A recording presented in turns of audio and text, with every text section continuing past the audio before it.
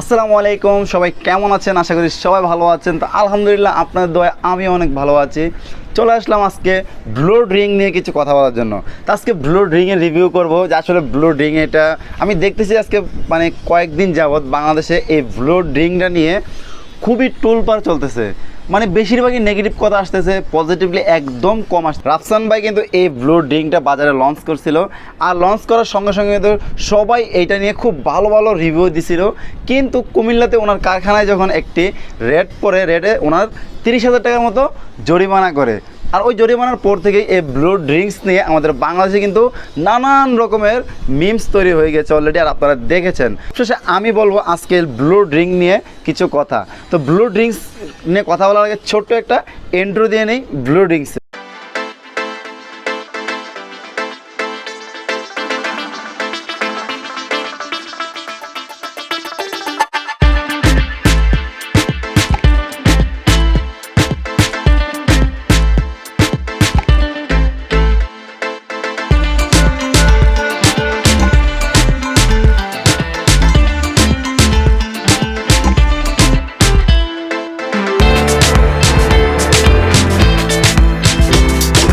এর পর আবারও চলে আসলাম ব্লু ড্রিঙ্কস নিয়ে। এটা হচ্ছে লিচি ফ্লেভার, আর তো আরও একটা ফ্লেভার আছে সেটা হচ্ছে ওয়াটারমেলন, যেটা আমি পাইনি কারণ স্টক খালি হয়ে গিয়েছে।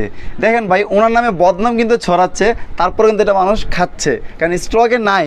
ওয়াটারমেলন এটা স্টকে নাই। আমার ভাগ্যে এই দুইটা আমি পাইছি অনেক কষ্টের জোরে।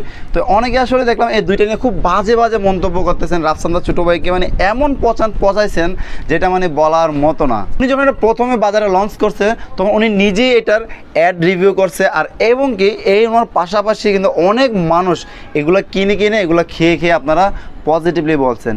কিন্তু আজকে ওনার একটু দুঃসময় যাওয়ার কারণে আপনারা অনেকে ওনাকে নিয়ে খুব বাজে বাজে ভিডিও তৈরি করছেন।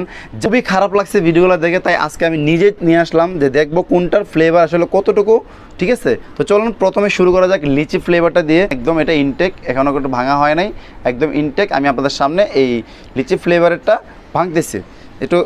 হ্যাঁ যাক, দেখেন এখনও কাকটা আমি খুললাম মাত্র। এটা হচ্ছে লিচি ফ্লেভারটা, একটু খেয়ে দেখি আসলে কীরকম। বিসমিল্লাহির রহমানির রহিম।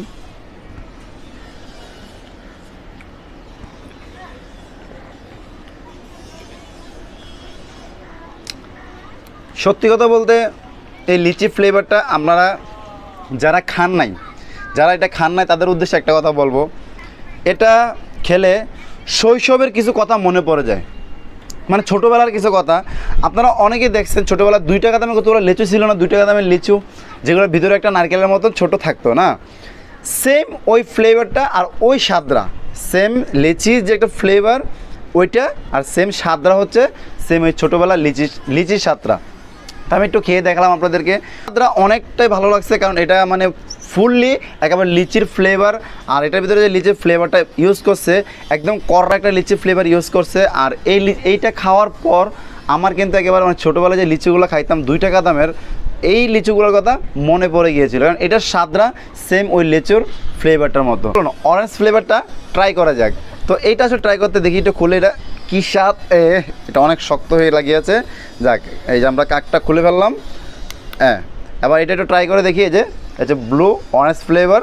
তো এটা আসলে দেখি কীরকম, ঠিক আছে। বিসমিল্লাহির রহমানির রহিম।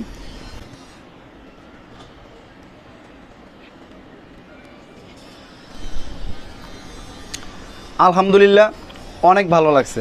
আপনারা যারা এই লিচি আর অরেঞ্জ আর ওয়াটারমেলন নিয়ে খুব বাজে বাজে মন্তব্য করছিলেন, আমি যা শুধু ব্লুর রিভিউটা করলাম আর অন্য কোনো কিছু না। কারণ রাফসান ভাইয়ের সাথে আমার সাথে কোনো কন্ট্যাক্ট নেই বা কোনো ধরনের যোগাযোগ নেই, কারণ উনি আমাকে স্পন্সারও দেয়নি যে ভাই তুমি আমার এটা নিয়ে কাজ করো। আমি যে ছোটো ইউটিউবার, আমার কাছে উনি এত বড় ইউটিউবার কখনোই আসবে না।